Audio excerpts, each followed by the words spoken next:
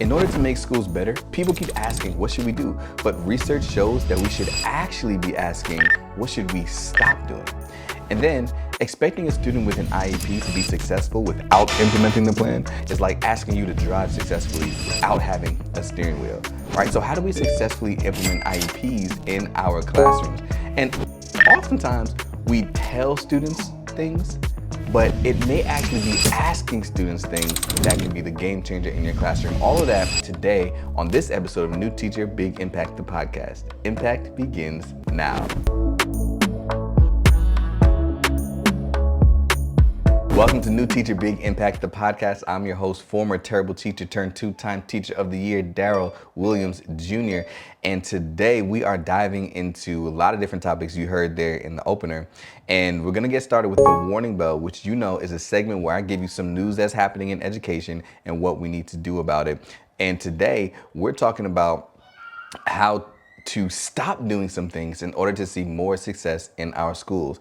But before we dive into that, I want to remind you that this season is sponsored by Impact. And if you are not familiar with what Impact is yet, Impact is the thriving and engaging community that we've created to help support you along your educational journey. If you're tired of unhelpful and irrelevant professional development, if you're tired of not feeling supported in your own building, if you're tired of having to stifle your uniqueness, and if you're tired of making large financial investments to only make incremental gains in your classroom, Impact is where you need to be, because we have targeted professional development for exactly what it is that you're looking for, as well as an engaging community to support you along your journey with coaching that allows you to live your best self. And most importantly, you can get started for free by clicking the link in the description below. So here we go, into the warning bell we go. What helps teachers do their best work? And you know, I have the article here, and I've taken some key points. And in this article, Larry Ferlazzo, he's doing a study to determine what's going to help make our schools better. And a lot of people ask the question, like I said in the opener, they ask, what can we do more of? Should we add this? Should we add this? Should we do this? Should we try that? And he's actually suggesting that that's the wrong question. Because instead of looking at what we can add, we should actually be looking at what we should subtract. And here's some highlights and my reaction to some of the things. Well, here's some highlights of the article that he wrote, as well as what he says about it. And then I'll let you know what my reaction is and what we need to do as educators. So one of the things that he said that we can do is to work more deeply. And actually, he put it so eloquently that I'm just going to read exactly word for word what he said. And in the article, it says, superficial coverage of all topics in a subject area must be replaced with in-depth coverage over a few topics that allow key components in the discipline to be understood. The goal of coverage need not to be abandoned entirely, of course, but there must be a sufficient number of cases of in-depth study to allow students to grasp the defining concepts in specific domains within a discipline. I love how he put that, because essentially what he's saying is, instead of just covering all the standards over the course of the year, saying that we have to teach this, we have to teach that, we have to teach that, there needs to be a systemic change that really focuses in on what are the things that students really need to know, so that we can have a more in-depth approach onto the concepts and the foundational skills that students actually need, rather than just a sprinkling of information across a broad spectrum of information. So what we're saying is students will see more success if they're able to go deeper onto some more foundational standards and foundational topics, rather than just kind of exposing them to a whole bunch of different things, because they're not really grasping fully all of it. Is that making sense? We want to make sure that we are working deeply on certain topics that are, you know, building blocks for future concepts to be able to be understood, rather than, again, just covering a whole bunch of different topics. So that's how we started the article, is saying we got to work more deeply. And then continues to go on by saying another thing that we can do is have addition by subtraction. And this is taken from the book, The Power of Doing Less in Schools by Justin Reich. And he says, again, I'm going to read it directly word for word because this was so powerful and eloquently written. Watch this, pay attention. It says, when the system isn't working, and the people in the systems are exhausted and overwhelmed, you can't fix those problems by adding more things to the system and making it more complicated. Like that one spoke directly to my heart, If what is happening is the system has so much going on and teachers are overwhelmed and they're frustrated because of everything that they have going on, you can't fix the problem by giving them more things to do. If you think about it like a buffet plate, at the time of recording this, Thanksgiving is coming up. And if you have a buffet plate, right, with all the amount of food on it, and you're looking at that plate like, man, that's a lot. I don't think I can eat all of it. The solution is not to put more food on the plate. That's not the solution. The solution might be to say, hey, I'm gonna eat this. Maybe I'll split this plate with my kids, right? Maybe I'll take some of these things off. I didn't need 2 turkey legs. Oh man. But so basically what he's saying is teachers are already complaining about being overwhelmed. Teachers are already saying there's so much that we have to do. And we think or some people think that the solution is let's give them more things. Let's give them more things to do. Let's add this curriculum. Let's add this duty. Let's add this responsibility is going to make things better. When in actuality, it's just piling on top of the things that we're already doing because we're not taking away from the things that are already being done.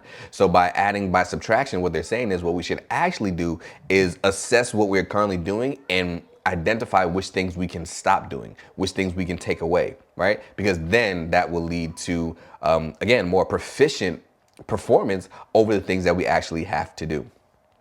The next thing that they bring up in the article is saying that we should do less. So focusing relentlessly on the most important aspects of preparation and be okay with letting go of the things that require time and energy, but don't add value to the quality of the instruction. So in this example in the article, he was talking about a teacher who was staying after school.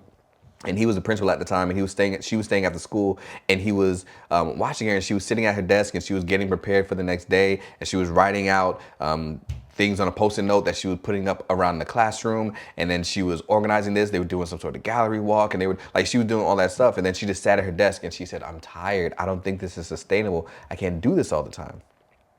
I can't do this every day." And he was like, "But do you need to? Does it need to be 4 different Post-it note colors? Like, do you have to be the one that writes all of the topics out on the Post-it notes and put them up across the room? Is there a way that you can get the same goal accomplished without necessarily those specific minute details?" Right? So he's saying, by doing this, is it adding to the quality of the instruction? Right? Is it helping students further grasp the knowledge, or is it kind of a luxury to have? And so in this phase of the article, he was saying for teachers specifically in your classroom, maybe it's possible that you can do a little bit less and still have the same outcome. Sometimes we get so caught up in all the things that we have to do to make it the perfect lesson. And he's saying sometimes that's not what makes it the perfect lesson. And in actuality, if you've been watching the podcast this season, we started off this season talking about properly planned effective lessons. And I talked about the bare bones of what every lesson needs to have. And then you can kind of scale up from there. And we're essentially saying the same thing, where he said, as long as you have the bare bones and the foundational pieces of every lesson, sometimes those flares may be good to have, but not necessary to have, especially if it's causing you stress and overwhelm. And I actually just had a real life experience with this recently, because at my church, we were doing we're having a young adult ministry meetup, and I was in charge of setting everything up. And in my brain, I was like, okay, I got to find people to bring the food. We have to have a flyer designed by the marketing team, and we have to make sure that that's sent out. We have to make sure that it's going out to social media. Have to make sure we do this 2 weeks in advance, and make sure, I'm thinking of all the things that have to be done. And I just sat myself down and say, you know what? I'm just going to send out a text message to everybody that is in the young adult ministry and make an announcement at the church. And we actually ended up having it yesterday, and it was a great turnout. We had an amazing time. We had so much fun with the youth, and people were eating and having an awesome experience. And we didn't have a flyer, right? We didn't make a social media post. And I'm thinking, man, sometimes we think we have to do the most, but does it actually add value to the experience? Or is it something that we're thinking that just needs to be done?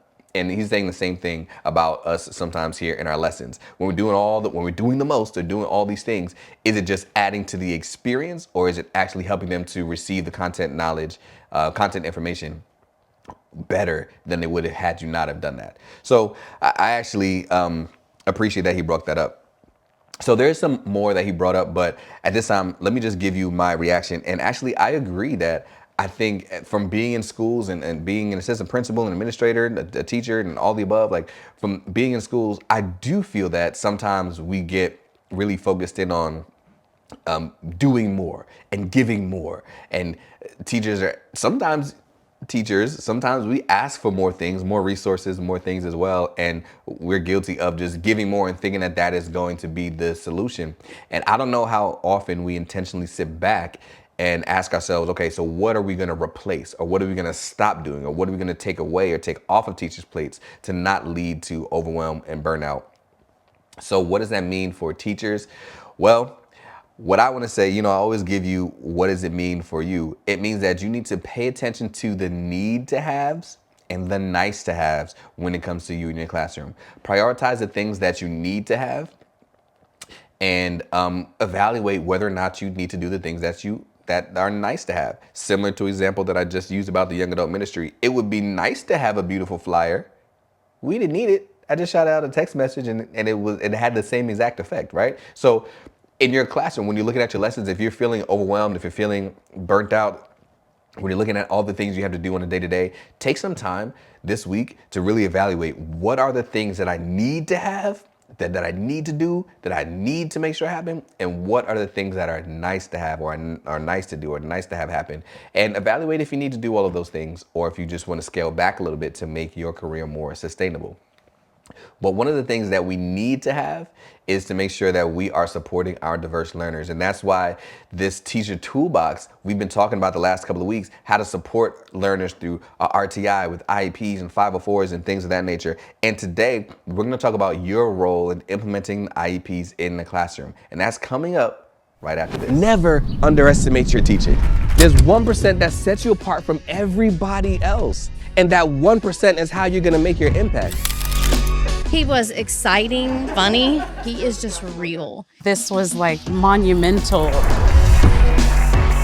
If you view your 1% as if it's a deficiency, you'll operate as if it is. But if you view your 1% as if it's your amazing, you'll operate with confidence. And I need some more people as we step into this next school year to walk confidently knowing that your differences are not your deficiencies.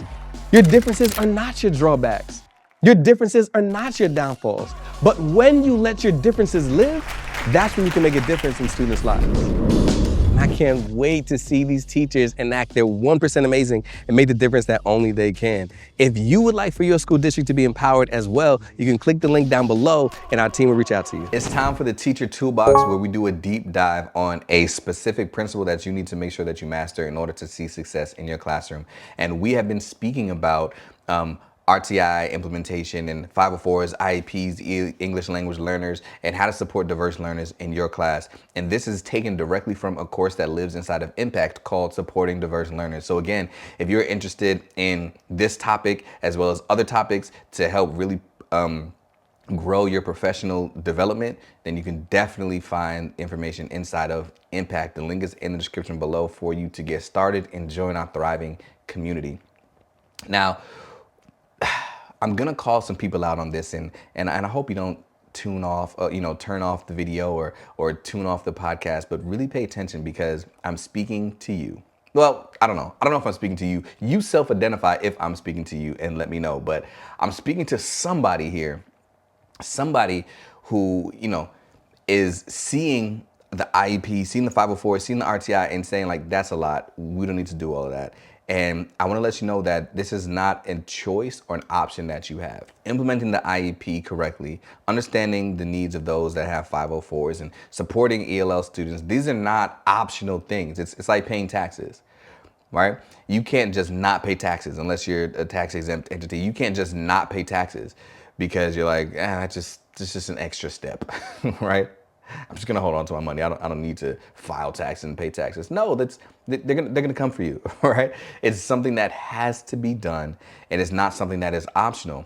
Just like implementing those IEP plans with fidelity and things like that. So it's not something that's optional. Let's talk about what it looks like in your classroom and how to do it the correct way. When we have some students that, I'll put it like this. I said it a little bit in the opener, where there are some students that have these IEPs, they have the 504s, and they have their English language learners, or we have RTI, And we're looking at it, and we can't just pretend, right? Like they can be okay without it. So I kind of put it like this. It's like driving a car without a steering wheel. And what I had to do is I had to do some research to see if it's possible. Before I use that analogy, you know how it goes. Like, we can't just say things, and because I know that you would kill me in the comments. I know you'd be like, "What? That's not even possible," right? So it is actually possible to drive a car without a steering wheel. I did some research. I read some Reddit threads, and I went through some questions online.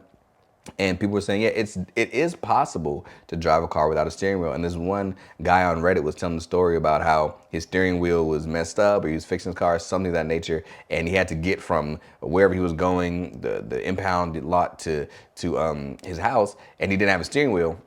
So he took some vice grips, and which is like big, strong clamps, and he clamped the vice grips onto the steering column and used the vice grips to kind of steer the car on the way home. And he said 0 out of 10, do not recommend, but it is actually possible to steer the vehicle just utilizing or using those vice grips, which I thought was crazy. He said it was really hard to do, but he was able to do it successfully. He was able to make it all the way home. And then people in the comments, and I had to do a little bit of research on this, and they said, yeah, it's possible, but it's actually illegal.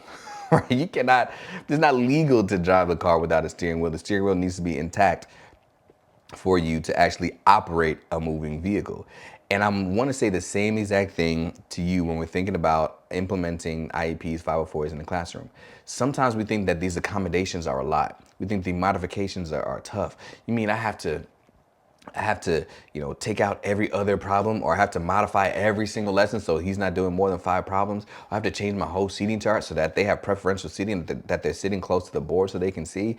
You mean that I have to give extra time every time we do an assessment? Man, he can only test in groups of 12 or less, so that means I have to find somebody for him to go take this quiz with. Like, it does seem like a lot, but it's not optional.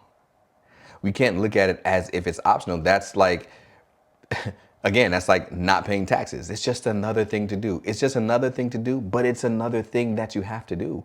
And when we think about it from the student perspective, asking them to have success in your classroom is like asking you to drive with vice grips. If you're saying, no, this student doesn't actually need preferential seating, they just need to sit down and pay attention. Their disability is one that doesn't allow them to sit down and pay attention unless they are in the preferred seat, which is why that accommodation is on the plan. Like, they need to be able to sit there, right? And if you're saying, oh, they just need to pay attention, all right, they just need to focus, right? Oh, they don't need multiple testing sessions. They just need to focus and get it done in one session. No. You may not understand it from their perspective. From their perspective, their disability does not allow that to happen for them as easily as it allows it to happen for you. So the reason why I'm saying this is because I've heard these conversations from some teachers with like, no, he just needs to sit down and pay attention. I don't know why he can't do it. Because you don't understand his disability.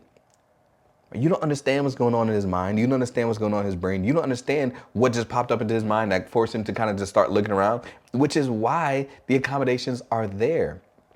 And for you to not present him with the opportunity to utilize those accommodations, but still expecting him to see success in the classroom, is like me asking you to drive without a steering wheel. I'm trying to put it in a perspective in a way that you would be able to understand. Imagine getting in your car and not having a steering wheel, having vice grips on the passenger seat. You got to pick it up and utilize the vice grips and try to drive. It's tough. It's hard. That's what it's like for a student in your classroom without the proper accommodations and modifications. Which is why it's important for us to make sure that we are implementing them just as it is according to the plan.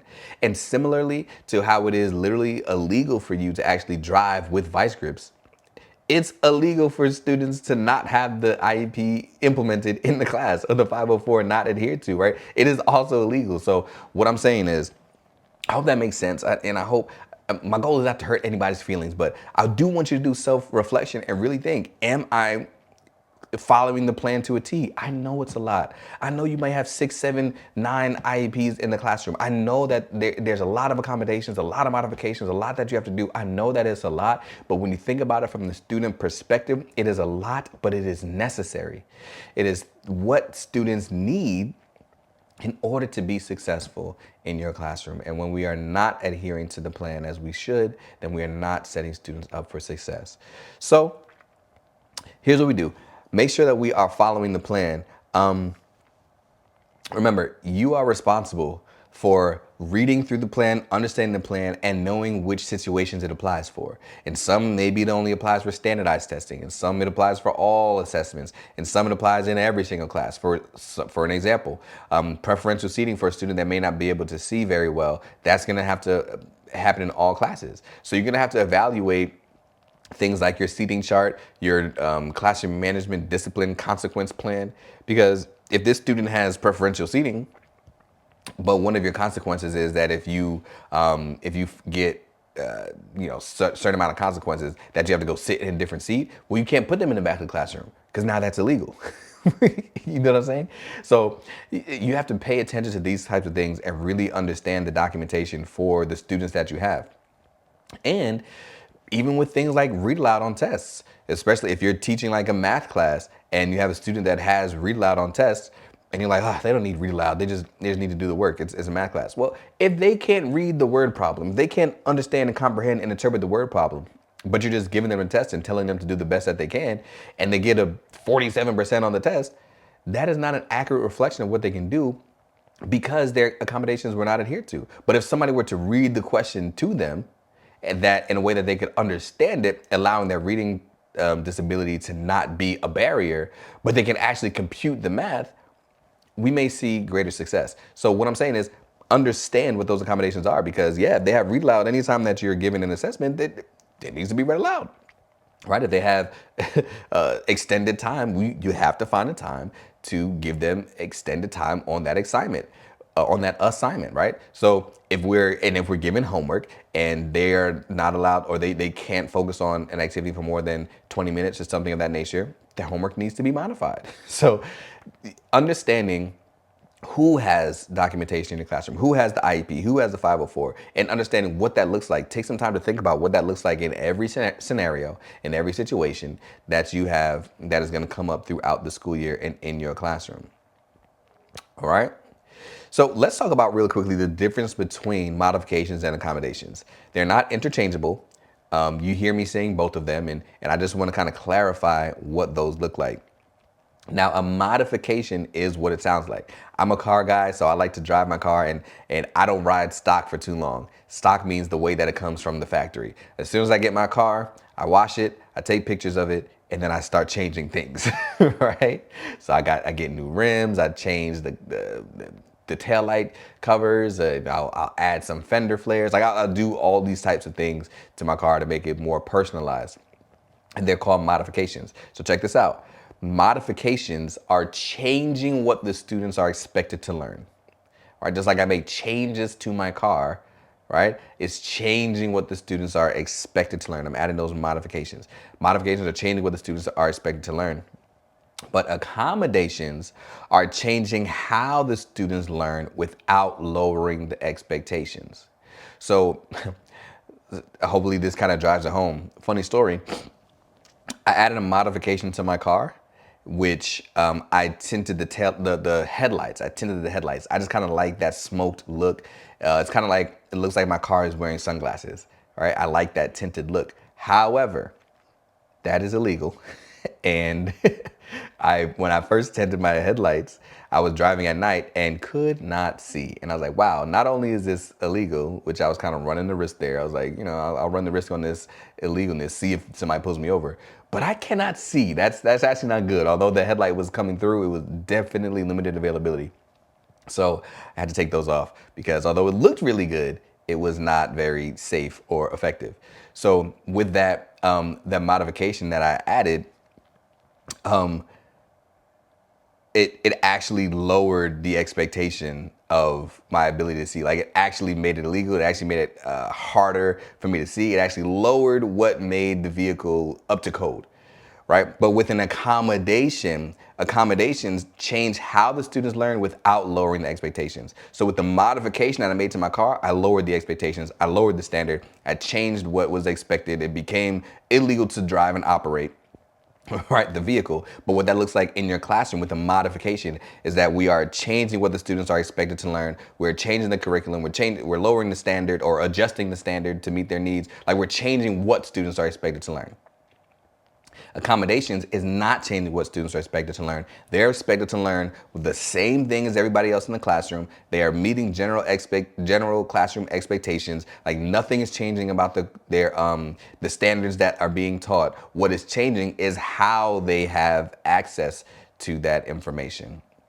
Okay? Modifications is changing what, accommodations is changing how they access it.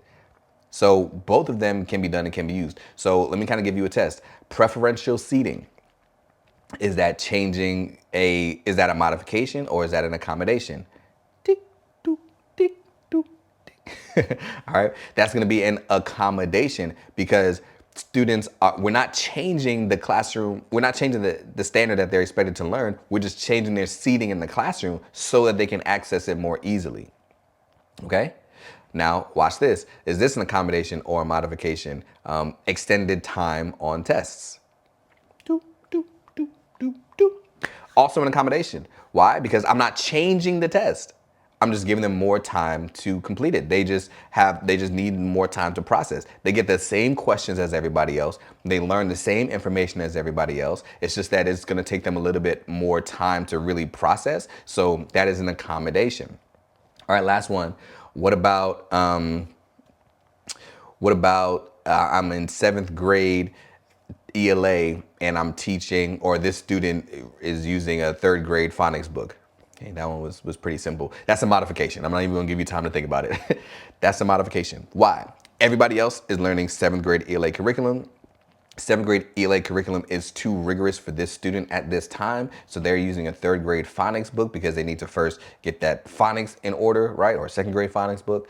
So that is a modification. Now I'm changing what the student is expected to learn because what they're expected to learn is not appropriate for them. What they need to learn is something different than what everybody else in the class is working on.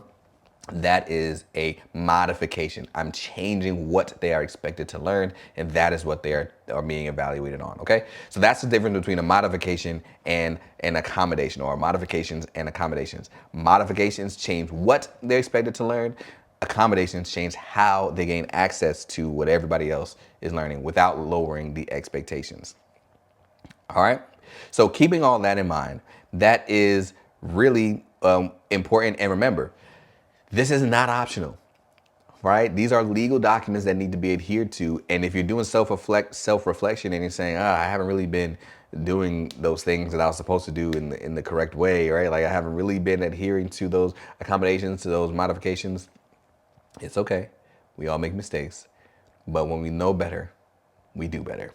And when you know better, you do better, you move forward and make sure that going forward, you implement these things correctly because it is not an option. It is legal. And remember, when students do not have these accommodations and modifications in place, that's like asking you to drive without a steering wheel. They need these things in place in order to be successful in your classroom. And if you do not implement those things, we cannot expect student success.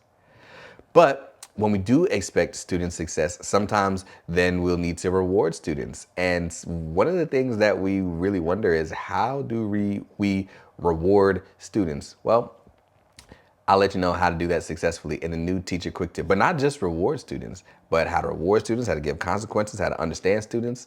The answer might surprise you, but it's coming up right after this. Question for you. What are you doing on Tuesday night? The answer could be learning the game-changing formula to take control of your career without waiting on administration, without feeling unsupported, and without spending a whole lot of money. You can join us for our free workshop where we are going to unpack the 3D teacher success formula that's going to teach you the one thing that you have to do to take control of your career and become the teacher you've always wanted to be and make the impact you've always wanted to make. It's right inside of your control. All you have to do is click the link in the description below to register for the free workshop, newteacherbigimpact.com/workshop, and I'll see you on Tuesday night. Welcome to the New Teacher Quick Tip of the Week, which is the segment where I give you one game-changing strategy that you can utilize in your classroom to make a difference right now. And right now I'm mentioning the fact that oftentimes, as the moral authority in that classroom, we feel like we can tell students what they need to do. We tell students to do this, we tell students to do that, we tell students when to stand, when to sit, when to talk, when to be quiet. We tell students a lot of things. And I'm not saying that we don't need to tell students. We are the moral authority in that classroom. Like we do or we should, know what's best and be able to look out for the students. So we do give them rules and expectations, and we tell them the things to do. But how often do we ask them for the things that they need? And this new teacher quick tip is to ask your students for things that they need. Things like, what are things that are going to motivate you? What are things that you would work for a reward? What are things that you would like to see as a reward, right? As well as, what are some of the things that engage you in the classroom? And it doesn't matter what age group you're teaching, from K to 12. It doesn't matter what age group you're teaching. You can get a lot of insights from understanding from students, or hearing from students what it is that works for them. I remember at the beginning of my year, what I would do, I would always think of classroom rewards ideas and things like that. We would just do a brain dump during the first week of school. And during the brain dump, I would ask them, what are some rewards that you'd be really willing to work for? You've got 60 seconds, write out as much as you possibly can, go. And students would just get to writing. And I would collect those papers and read through them. And you would be surprised about the amount of intelligent responses that students gave. Now, 40% of them were ridiculous. 40% were ridiculous, which is why I didn't just say, give me an idea, but I had them write out all of their ideas. But I let them know, listen, not everything that you say is going to happen, right? But just give me all the ideas. I just kind of want to see where your mind is. But you would be surprised, or I was surprised at least, about how many of them were realistic, how many of them were easy to implement, how many of them didn't cost any money or were low cost, right? Of course, we had some people that would say things like, take us to an amusement park, right? Or buy Chick-fil-A for everybody, those types of things, which it's good to know, again, where their minds are. Even though, we just like Takis, candy, everybody wants candy. But I also saw a lot of things like, allow us to use our headphones in class, right? I saw things like extra time at recess, which in some schools you can do, some schools you can't do, depending on your school logistics system. I saw things like stickers, pencils, right? I saw things like put my name on a shout out wall. And things that are free. So some of the things I had thought of myself, I thought like students would probably like this. But once I got their input and their ideas, I was like, oh, what? You just want me to write your name on the shout out wall? Okay. And we created a shout out wall. And at the end of every single class, I shouted out one student that was meeting the expectations throughout the class, and they had the opportunity to sign their name on the wall. So we had a big kind of bulletin board that was called, I don't remember what it was called, but let's just call it a shout out board. It wasn't that. It was something way more intricate, but it was called the shout out board. Yeah, at the end of every class, after our exit ticket, students would sit patiently and they were watching like, who's getting shouted out today? And I would call out that student's name, and they would take the chalk and they would write on the wall. Not a chalkboard. I'm not old, right? But I mean, like, it was like black. It was black paper. What's that called? Black butcher paper. And so we used chalk, and they could pick whatever color chalk they wanted to, and they would sign a name on the wall. And by the end of the year, it was just full of everybody's name, and they liked that. So what I'm saying is, that was their idea. It was their idea to have a shout out wall, and I implemented it, used it for years, and students really loved that. And it was free, right? So students can come up with some great ideas for classroom rewards, but also when we're asking them about what engages you in class, students want to be engaged as much as you want to engage them. And sometimes we rack our minds thinking about, man, what can I do to keep these students engaged? What can I do to keep their attention? Ask them, they'll let you know. You can ask them, what are some things that have worked in other classes that you really enjoyed? Right? And they will let you know about some of the things that they have liked in classes, some of the things that they experienced, some of the things that were fun for them. And maybe you can try to implement them in your classroom. They may be as simple as softwares that they've used that they enjoy. Like, we love using GimKit, we love using Bookit, right? Or they may say, we like doing gallery walks, we like Socratic seminars, like we like class discussions. They'll let you know what they like because they know they have to come to school. They know they have to be there. Right? So let them give feedback. Now, again, I was in middle school and I had, again, 60% were good ideas, 40% were terrible. Just straight terrible, right? Put a pool on the roof and let us have a pool party. Like, that doesn't even make sense. So I would assume, I could be wrong. I would assume that in high school, maybe you have 80-20, 80% good ideas, 20% bad ideas. And maybe in elementary and lower kids, you might have 20% good ideas, 80%, turn the room into cotton candy, right? I don't know. But all I'm saying is you can sift through and you will find some pretty cool ideas. I had no idea that in middle school that they still like stickers and things like that until they put it down on that paper. I thought that was too babyish. But when they said, yeah, we want stickers and pencils, okay, cool. Like that's simple. We can get 1,000 stickers for like 99 cents on Amazon. So all I'm saying is here's a new teacher quick tip of the week. Ask your students what are the things that can work for them. Sift through the responses that they give you and ideate based off of what students give you to help create a more inclusive classroom, or a classroom that students want to be a part of, a classroom that students feel like they belong and feel like they have voice to be able to say like kind of what goes on in the classroom. And it will lead to success because it is clearly what students are motivated by, what they're engaged with, and what they would like to be rewarded with. So keep that in mind, put that in your pocket for this week's new teacher quick tip of the week. Next up, we have the Teachers Lounge, where I'm answering a subscriber question that asks, how do we engage 100% of students? My answer is coming up right after this. What if I told you that the principles that are being taught in this video could be taught to your school community live and in person? Well, the answer is yes.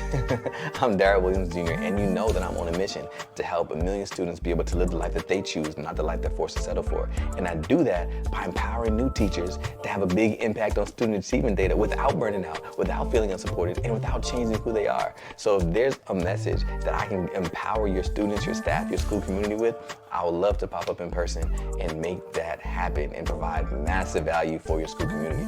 Check the link in the description below to fill out a booking form, and somebody from the team will get back to you about how we can work together. It's time for the Teachers Lounge, and not a Teachers Lounge where we come in and we complain about what students are doing and we talk about each other, but a Teachers Lounge where we come to find solutions. And this week, Tanya submitted a question, and her question is, I'm wondering how to get my class more engaged. My principal expects 100% engagement, and they're only 7 or 8. I just can't get all of them. I want to make school fun for them. So Tanya, I have your response. And if you have a question that you would like for me to answer, it's really simple. All you have to do inside of Impact is on the question board, you just put a question and I'll answer it inside of Impact, but I'll also answer it right here on live on the podcast. Well, not live, but right here on the podcast. So if you want to submit a question, just join Impact. There's a board there for you where you can submit your question. It's super simple, and you'll get the community responses as well as mine. Here we go. How do we get 100%? Well, one of the things is to listen to that new teacher quick tip where we ask students, what will it be that engage them? And in this question, I'll answer both, because I'm not sure if you're saying they're only 7 or 8 years old, or if you're saying they're only 7 or 8 that are engaged. So I'm not 100% sure which one you're going with, but I'll answer both of them. So if they're only 7 or 8 years old, I think the reason that you would bring that up is saying that they are young and it's hard to keep them engaged for a long period of time. What I would suggest here is to differentiate the activity often, or switch the activity often, because to your point, if they are 7 to 8 years old, yeah, their attention spans are probably really short. So we can't expect them to sit and pay attention for an hour or 30 minutes or maybe even 18 minutes. What I would suggest is to always have a kind of a rotating activities that kind of reset attention every 10, 15 minutes or so. And when I say reset attention, that doesn't mean we switch activities every 10 minutes. That'll be ridiculous. That's way too much planning, way too much transitional time, way too much. But to reset attention every 10 or 15 minutes. And what I mean by resetting attention is that could even be calling the group back and reminding them of what we're working on, right? So maybe we set a 10-minute timer, and at the 10-minute timer, we use our call and response. You know, when I say dream, you say big, dream big, dream big. All right, I just wanted to bring everybody back to remind you that right now we're working on whatever it is that we're working on, and we have 7 minutes left, okay? So just remind you have 7 minutes to finish up blending these CVC words. I don't know, 7 or 8 years old, right? I just wanted to let you know that you're doing a great job so far. Get back to work. So take 30 seconds just to reset the attention that says, okay, cool. This is what we're doing. Let's go back to doing it, right? And then another thing that you can do is, especially if it's like you teaching, I wouldn't sit there and talk for 15 minutes, especially you're saying they're 7 or 8 years old and they're squirrely, they're getting up, I can go to the bathroom. You know, they have all your hand signs in lower elementary school. I'm going to the bathroom, I got to do this, right? So utilize a chunk of time, which I like to say about 5 minutes or so, a chunk of time where it could be just you continuously talking. But after that 5 minutes, there needs to be another, again, a reset of attention where can somebody describe to me what it is that we are talking about? Or can, or we do a whole class example. Again, if we're blending CVC words. All right, all of us, let's try at. I don't even know if that's a CVC word. CV. Yes, it is. Okay, so I'm sorry. I'm a middle school math teacher. I got you. But so at. All right, awesome. Now let's go to the next one. Okay. So what I'm saying is we are getting them engaged. We're not just talking for a continuous 20 minutes. Rather, we spoke for a chunk of 5 minutes, reflected, or we did something whole group, or we did something where we called on a couple of students, or we had students engage at their desk for a brief period of time, 30 seconds, 60 seconds, and then got back into what we were teaching. So instead of looking at it as a 20-minute segment of me teaching, maybe it's 4 or 5 minute segments of me teaching. Still, it's the same amount of time, right? It's still the same amount of content being taught, but instead of it being one long continuous chunk of time to help with engagement, we can break it up into 4 different mini chunks that we have 4 different kind of breaks or resets of attention within that period of time. And you could even do something like, all right, so if we need to get the wiggles out, we're talking about 7 or 8 years old, we can have like a stand up, sit down type of response. All right, so stand up if you think this is boom, stay seated if you think it is bang, whatever. So stand up if you, sit down if you, stand up, like, instead, you know what I'm saying? So just to kind of get them moving, stand up, sit down, just to kind of get them moving there. If you're saying that there are only 7 or 8 of them engaged, so not knowing how old they are, if you're saying there's only 7 or 8 of them engaged out of the 25, 30 that you have in your classroom, then what I would say here is to do a nice reset and make sure that, one, the expectations are clear. One of the things that I notice is that sometimes we use a lot of words and we say a lot of things, and by using a lot of words, what happens is we get students stop paying attention. So we just recorded a course on this called Classroom Management Made Simple, and we were talking about how to give directions in a way that students can receive them and be able to move and to know what is expected of them. So sometimes when we give directions, we say a whole lot. So much so that we lose students while giving the directions. When in actuality, what we want to be able to do is kind of even chunk, just like I was talking about with the lesson, even chunk our directions to say, first we're going to da-da-da-da-da, go. Let them do it, bring it back, cool. Now we're going to da-da-da-da-da, right? So sometimes that kind of helps with the engagement as well, because when we give a 6-step process, we lost 30% of the students, 50% of the students in along the way, like they don't know what we're supposed to do. So if you give them a 6-step process and then say go, yeah, maybe you only have 7 or 8 students that followed that whole 6-step process, and the other 19 students like, I don't even know what we're supposed to be doing. I'm just going to turn and talk to my friend. So that could help if you're saying you're seeing a low number of students that are engaged at one time. Hopefully that is helpful, but student engagement is super important, super powerful, and it matters a whole lot. Because if students are not engaged in class, how can we position them to receive and retain new information?